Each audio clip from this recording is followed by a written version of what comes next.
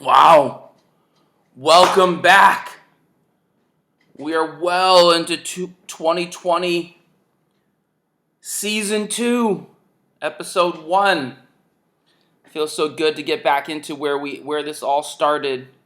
Fantasy baseball, auction draft prep, detailed statistical analysis, where we dominate leagues on the low because the mainstream doesn't have us tapped in yet. Welcome back, you guys. This one is going to be for you this season. I had to contemplate a few things. Mostly, how can I be better this year? How can we all be better? I want to do this better. I want to learn from my mistakes from last season. And I started off, I just started off, I'm going to be very methodical with the community, with the subscribers. I'm going to have a more methodical process. I want to move right along. I want to show you guys some of the details and pull back the curtain a little bit so you can make your own analysis. And I know that the people, you've got to be deep into the fantasy baseball game to be watching me talk about BABIP and WRC Plus all day. So I know you guys are good, but at the same time, there might be some new people that want to learn. So I've got to cover the fundamentals and get up into the expert stuff. And that's what we're here to do.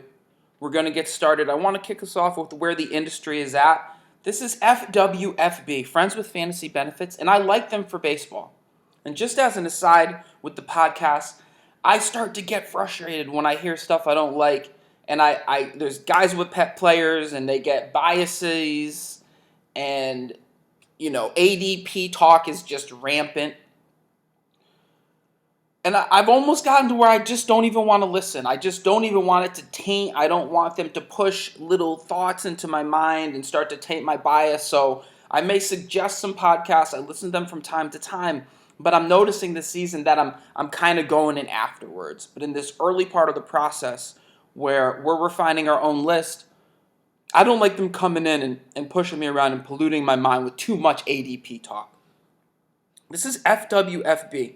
Decisions, and if you do see a projection that you don't necessarily like, if you have your reasons, then believe in yourself a little bit, So I'm okay with that. If you have your reasons, then believe in yourself. This is the difference. He gave me no reasons for why to like players for an hour, and I'm gonna give you only the reasons for why I like players. Only the reasons. We're gonna look at exactly those reasons. If you want to interpret them differently and pick your players, yeah, I agree. Your own opinion should come in. And this is a good segue. This is a good segue into your own opinion, and I'll get back to his little bit of commentary. Let's just talk about speed for a second. I'm going to be chasing speed. I'm going to have some speed on the table. Speed is going to come into my analysis as a differentiator between power guys and when I'm ready to give up on average. Not that I'm just going to draft just speed with no bat, but it's in there as a differentiator. I can understand if you want to get off speed a little bit and focus on immense power. Because power, what we used to think, 25 home runs, 22, 25, 28. Suddenly you're getting some power from a guy, and we were happy with that. But with the barrel rates and with the new ball, I think the power line is 30. I mean, I'm going to need to see 30, 32 for power. But if you really want to lead power, there's guys doing 40s. There's guys doing mid-40s. There's 50 home run potential out there. So maybe early in the draft, you've got to not care about speed, lean towards power. And obviously the third piece of this is average because we want our guys to stay busy. So in there, that's where you make your own decisions. This guy's like, just come up with, I'm not going to tell you. I'm not going to make the hard calls. You decide. I'm going to tell you a little bit. I'm going to give you my opinion. Why would you be listening if you didn't come in for an actual opinion? I'm going to let him go here. A little bit, and at least change the projection a little bit to change your own value. And then on draft day, you'll be getting the guys that you like a little bit more often than if you were, just blindly following every single projection, because everyone's going to... Who's blindly following every single projection? Probably him. But leave the projections alone. I'm not going down that path. I know that Steamer dropped theirs, and fans, I know where to find the projections, and that time will come. Projections are nice to come in and fill a blind spot, show you a guy late that you might have missed on your list. So I just, with the projections, I'm not going to live by those, because once you see projections, you're going to kind of get married to them. You're going to go, look, but the projections show he's a 35 home run hitter. The issue is projections are conservative, and they do regression to the mean. So it's always going to be regress numbers. When guys are breaking out, they're going to regress them. If he can't hit 233 again, we got to regress him a little bit. The other thing is they're not good with young players on skill curves, that explosive skill curves, and they don't have a lot of track record or data. They like 3-year averages. They kind of don't know where a player is going to settle until you've got multiple years of data. So this whole conversation about projections, don't go running and looking at projections. Go running, which we're going to do here shortly, and look at the statistics from last season. Look at what happened. This is the kickoff show. Just go to projections and tweak them a little bit. Come on with it. Everyone's going to kind of be doing that, and ADP kind of reflects that a little bit. So you do have to make your own values and your own decisions at some points, and that all comes from analyzing the projections that you really do like, analyzing the ADP, and trying to find your values in that way. So with that being said, I'm not going to be doing any of that.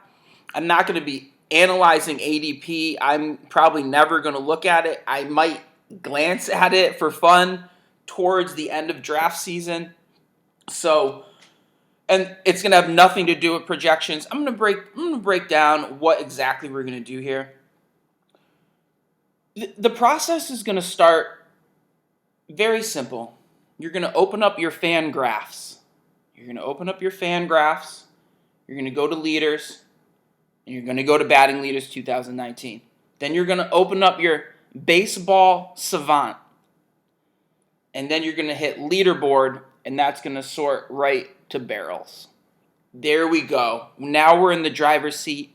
The last thing you've got to hook up is open up an Excel spreadsheet. Yeah, not to do equations. I'm not running multiple linear regression on my Excel spreadsheet. But I'm going to put the names down, because the spreadsheet is how I'm accumulating the work.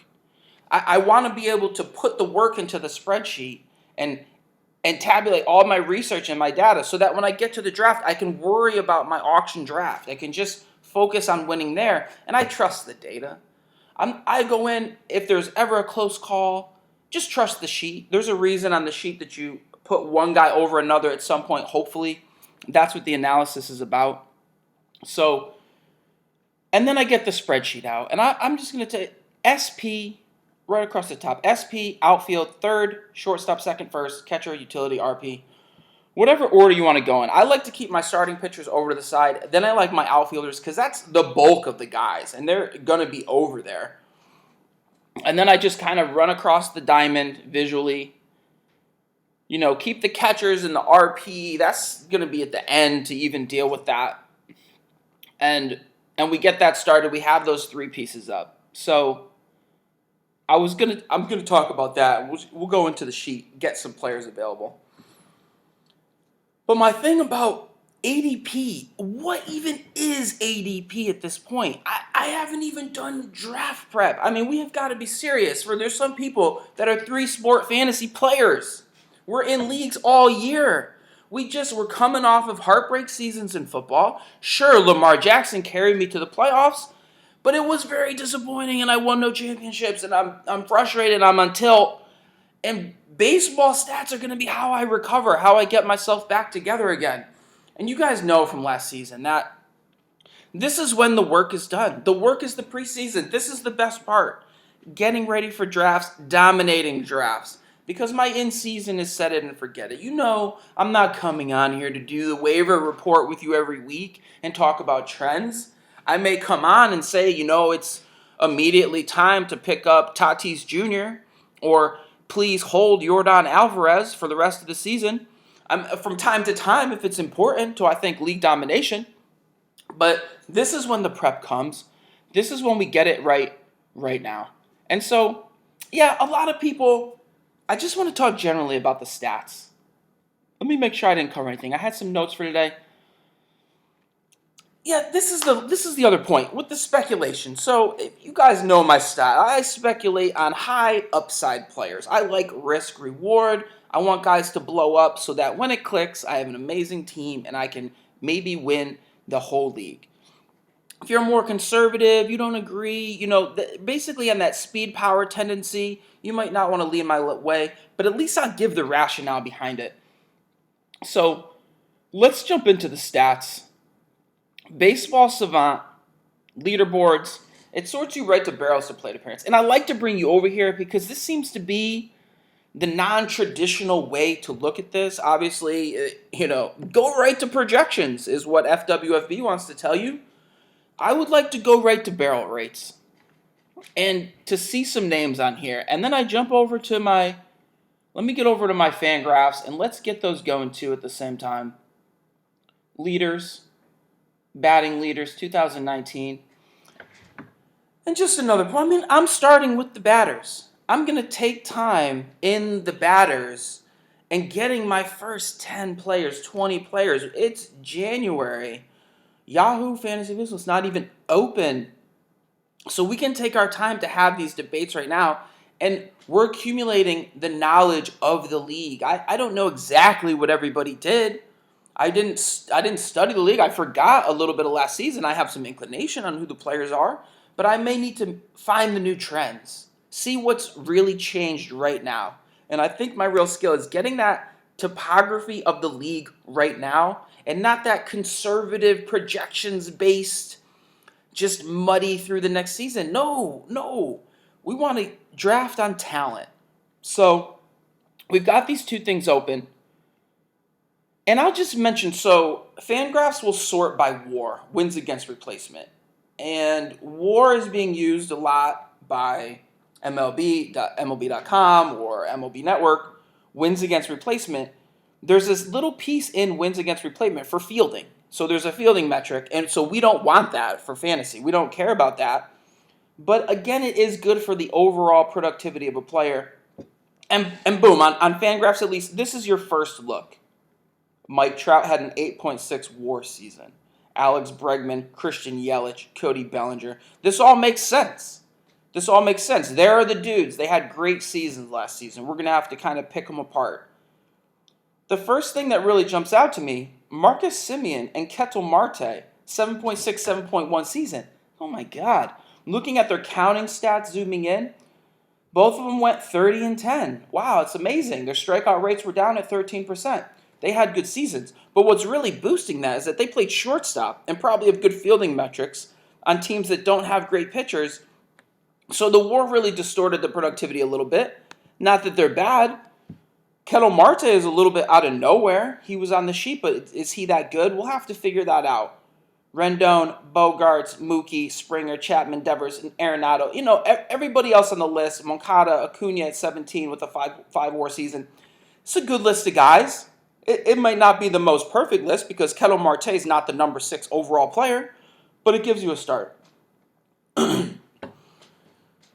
So I'm using the metrics because every metric tells you a little something about the player, but then is missing something else. So using them all kind of gives me a 360-degree look at the player.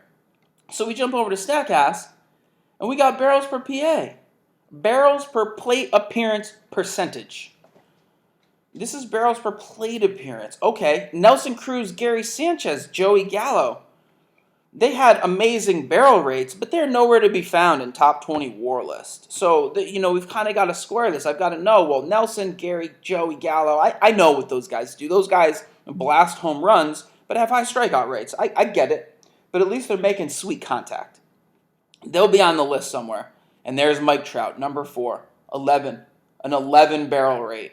Aaron Judge, Sano, Cron, Alvarez, Soler. There's Yelich at 10, a 10 barrel rate.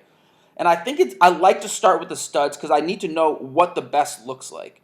And if I were to complain some more about ADP and why auction is so much superior of a method of drafting is that ADP forces the incremental distance, that one guy is next. The difference between Acuna, Trout, Yelich, and then Bregman or Bellinger, and that it's incremental. But that's starting to striate. Those guys are worth way more, and we can pick it apart and we can draft more precisely through auction because we can apply a money value to a guy. We can say that two guys are worth the exact same value. And ADP, it just kind of falls to you. It's luck. It's just gross to me. So there's this little conflict between the barrel rates and the WAR. I like that Mike Trout is there. I like that Yelich is 10. I like that Acuna is down at 20 with a 9.3 barrel rate. So those are good. But there's a lot of other names in here of high barrel rates. You've got to look, what is David Freese doing here? Mitch Garver. These are 12 and 13 on the barrel rates. Really surprising. Yeah, Jorge Soler really broke out. So you see how it starts to happen. And I start to compare the lists a little bit here. So you can click into the players' names and get their Baseball Savant homepage. Or you can click on the players' names on Fangraphs and get that homepage. So that's kind of the first way. So if I'm really going to break down players, let me make sure I'm on track here. I explained a little bit about WAR, a little bit about barrel rates. Again, a barrel, just because this is the first day, it might be the only time I'll mention it, is just the angle and the velocity that the ball is leaving, the trajectory. It's like a range of 30 to 45 degrees, and then exit velocity of over 90. But if the barrel rate is wider, the velocity has to be higher. So there's some equation, but this seems to look like these are the good hits. Like barrels are what goes out. So I'm going to analyze some players. There's some obvious guys that I just want to start the list off with. I go, all right, we're just going to start laying in who's the best player. And there's a good chance you just go Mike Trout. Number one, Mike Trout, sure. Because we're looking at a generational talent who the numbers are there every year. Mickey Mantle, it's so locked in, it would be silly to go against him. And then I know from last season, I've seen the counting stats. Ronald Acuna Jr. had 41 home runs, 127 runs, 101 ribbies, and 37 bases. So he's in my conversation. For one, I throw him up there. And I think the addition that I'm finally making this season, if I were to have something, is that I'm throwing Christian Yelich into this conversation. I guess I have to do it. I have to respect the body of work over the last couple seasons, the pedigree. Yelich in limited activity went for 44 home runs, 100 runs, 97 ribby, and 30 bases. So these are the three guys. I'm going to kind of use them to show you how I dig deeper into the metric, not to go to projections and just have a feeling about what to change. But let's go to Mike Trout. This is Mike Trout's page on Fangraphs, and I go to contact rates. Mike is 28 years old. Just have to mention 28. So for what we saw for breakout 27, I'm not. There's no way he's on the decline at 28. There's still a lot of good baseball left in the bat. He's obviously trading some speed. He's getting older. He doesn't need to be running around risking himself like that. We're seeing the soft tissue issues. We're seeing the foot, the hammy, the calf, the legs where he's been working out and trying to produce all this power. He went for 45 home runs, 110 ribby, 104 runs. And, even like we could sort counting stats. We could sort RBI, but is RBI the best metric if it's going to ignore speed? So you've got to really look at everything. We go down to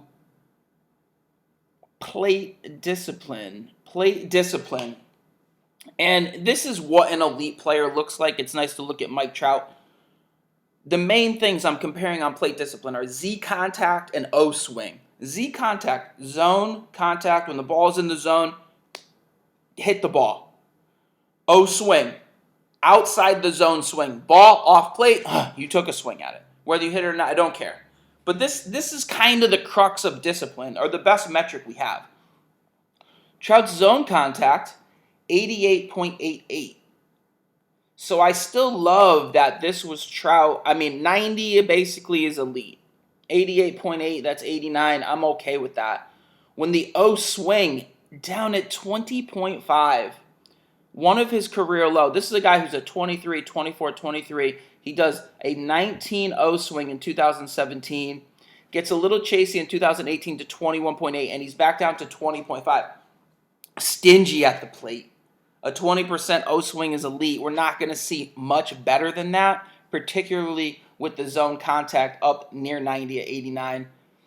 And then the last little piece you want to look at is probably O contact, outside the zone contact. So if he does reach, does he get it? You know, these are things on and off the plate. He can go get things off the plate at 70%. If the O swing is 440 or something low, now you're concerned because this guy misses at off-speed stuff off the plate. He just fans over it. So that's going to be another problem. Those are the three things I look at. But let's compare Christian Yelich's plate discipline.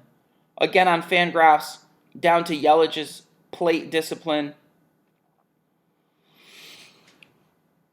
So Yelich shows you a different kind of guy. It's interesting. Yelich's O swing last season, 30%. 30%. Huh.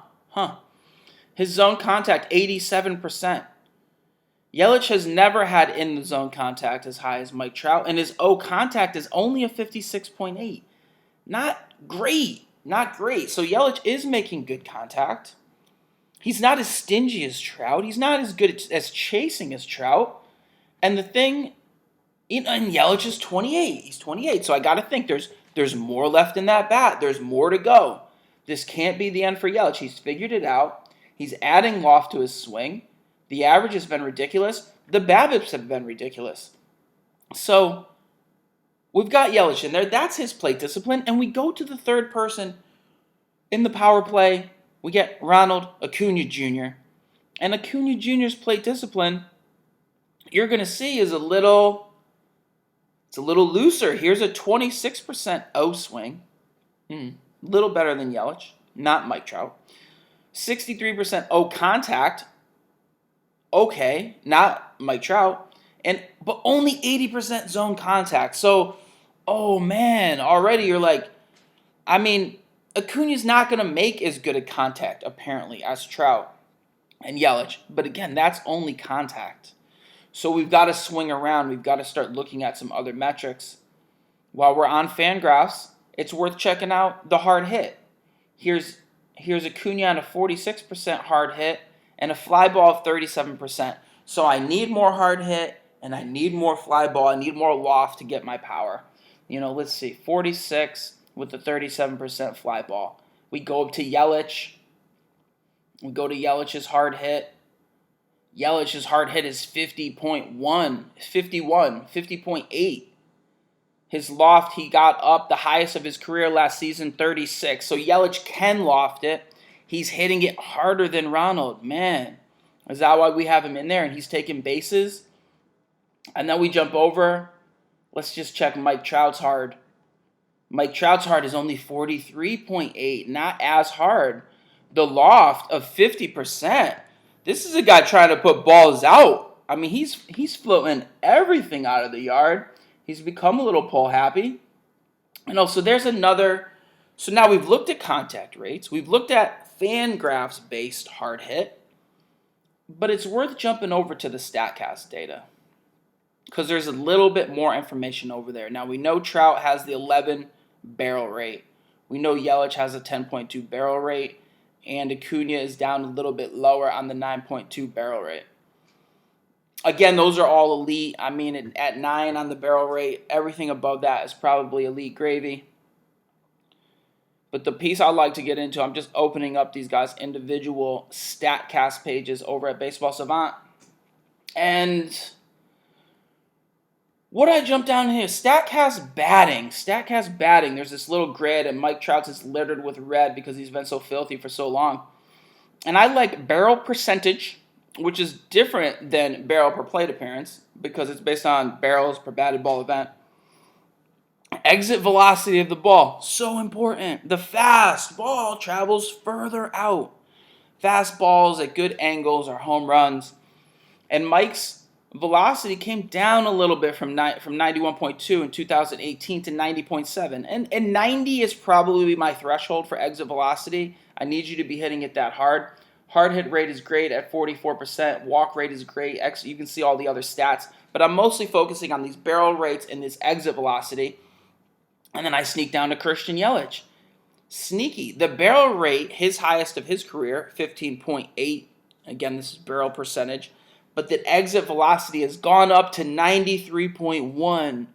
Yelich finding some of his most exit velocity last season. A hard hit of 49. Man, Yelich is stroking the rock.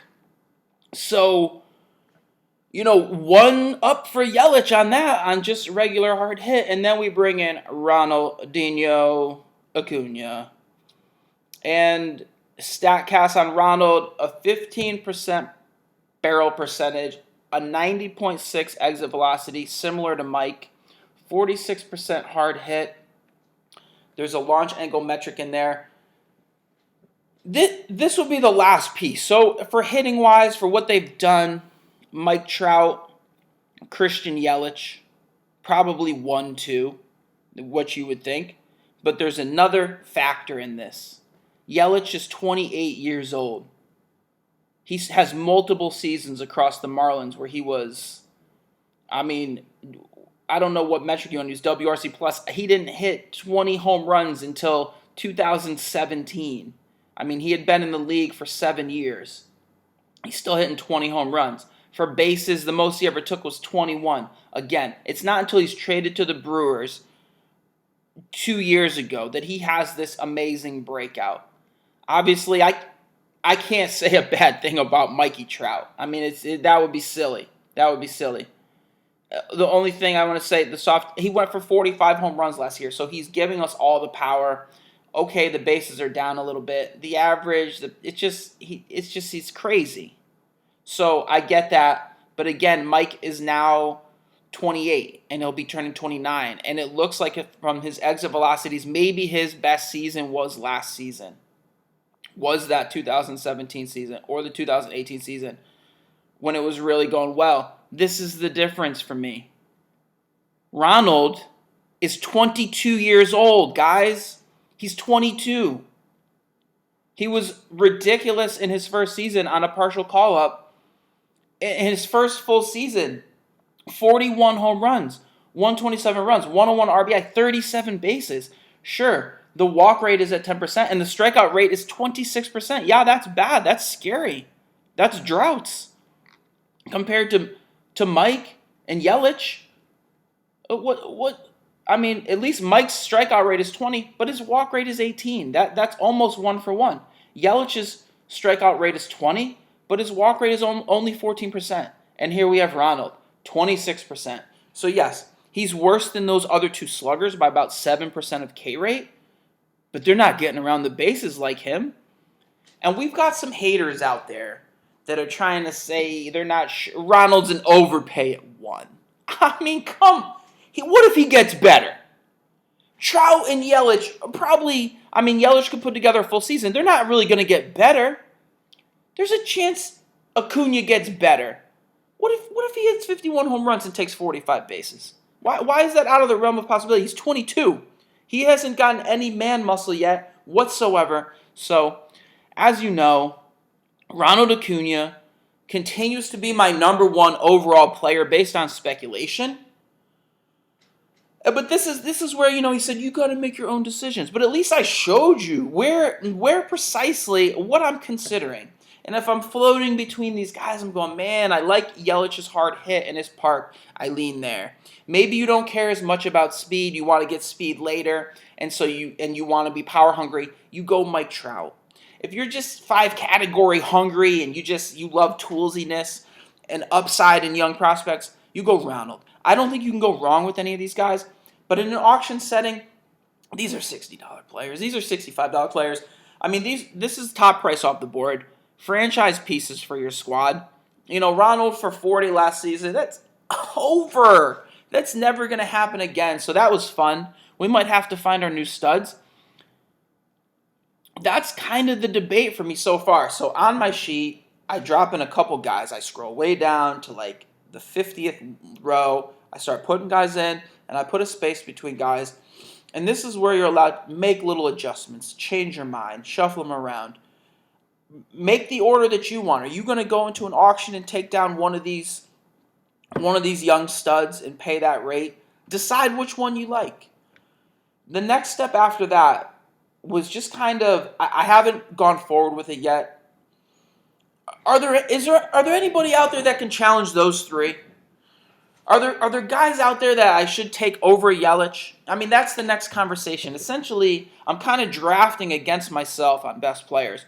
Best player, best player, best player. I don't want to get it wrong. And this is what drives me crazy about ADP. Who is on the list? You can't jump in and tell me what round 7 even looks like. I haven't even done it yet. Just in terms of process, pitchers and catchers report later. I think that hitting is the key, so I spent a lot of time in there early. I know that I didn't go light there. And then when pitchers and catchers report, I can shift over and sprinkle pitchers in. In terms of long-term process, I like to get guaranteed studs hitters. Like, everybody I know is a lock. Once it starts to thin out and I'm not impressed and I'm not excited, that's a good time to go over and look at pitchers. Because, again, another part of this, forget ADP, is to structure in, well, do I like Garrett Cole more than Yelich? No, I don't care about pitching that much. And fitting in where you like your pitching relatively, you can't get to that until you go through your hitting. So let me know if there's anybody else you think that should be thrown in there. And I just want to jump a couple names. So before I really sort them, and again on the list, this isn't like, I mean, if you took a projection and you took ADP and you just started saying, I've got to put this guy on there. Look, ADP, he goes 7. You would just feel forced. And if you went to the projections, you would feel forced. I don't think every guy has to go onto my list. It sounds weird. I'll get him on there eventually at the bottom, so I'm like knowledgeable in a deep draft, but not right away. And when I put a guy's name on the list, I've analyzed him a little bit. I've got a little sense of how he did. I've got a little sense of his numbers. I like narrative.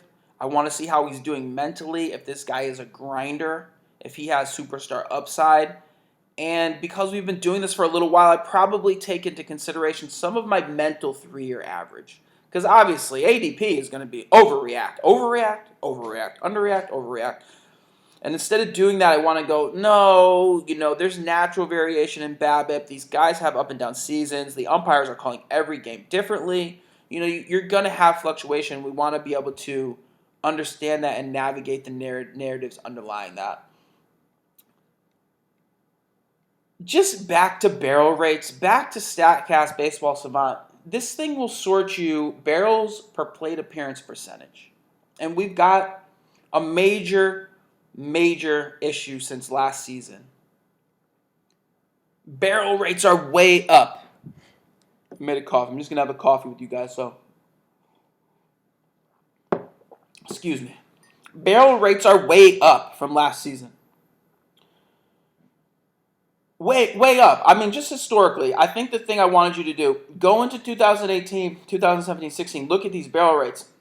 There was some consistency to the amount of guys and the height of the rate. I mean, just last season, the 16th guy was the last guy with a 9 barrel rate. And then there were a lot of 8s. 8s went down to the 35th player. Had an 8 for a barrel rate. 35 players. 2019, our world gets rocked. 26 players now have a 9 barrel rate. That's up double from last time. For eights, 53 players have an 8 barrel rate. So barrel rates came up.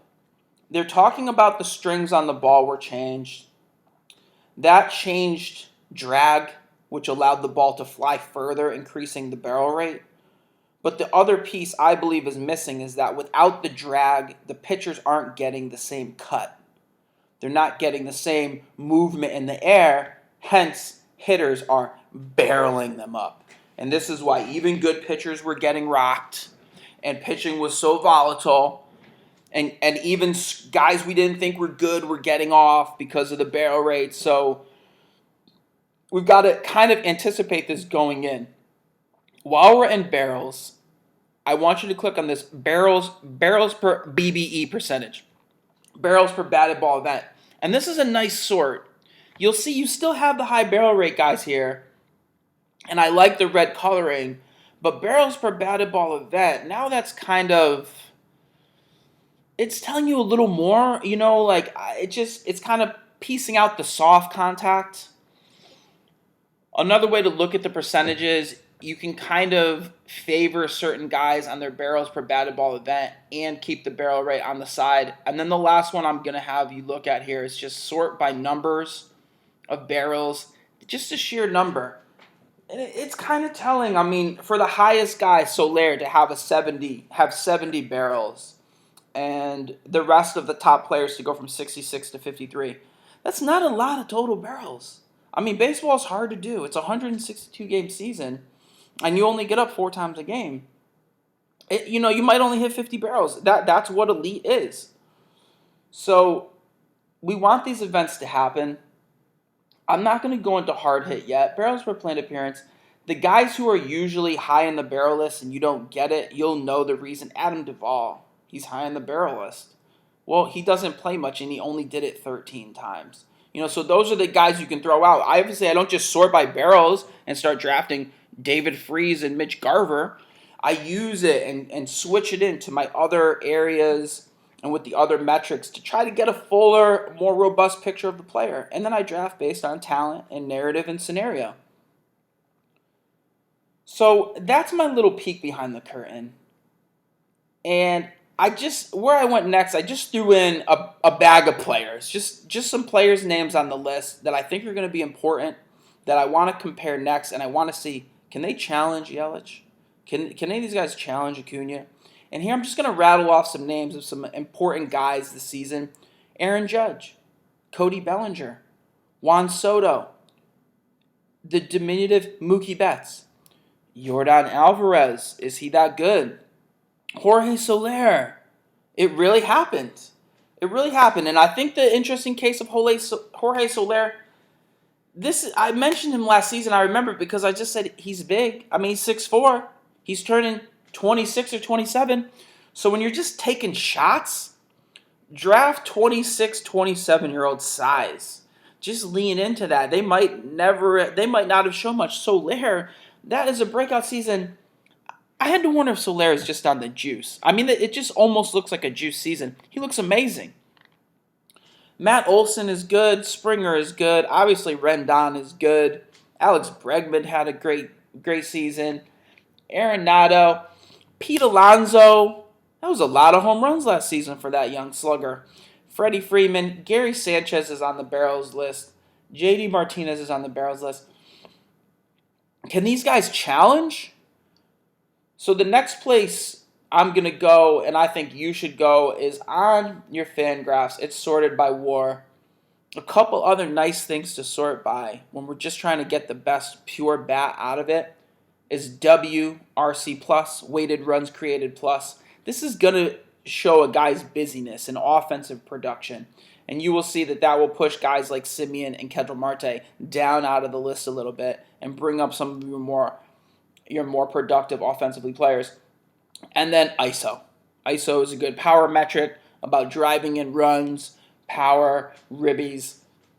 That's kind of the next place that I would go to sort some things and start to massage my list. I'm going to drop an on-the-money top 10.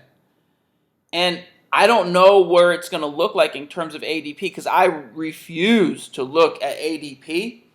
But this is how I do it. And then I have to make a decision on who I prefer. Am I willing to take some swing and miss for some speed? Is this guy young? Is he going to take the step forward? So that's where we're at. Welcome into season 2. It's for the community. We got to get better. I know there's some guys I could probably get better from some of you guys. Big shout out to all the subscribers. Happy New Year. Just going to keep rolling through draft prep. It's early. My sheet has 3 names on it. Holla back.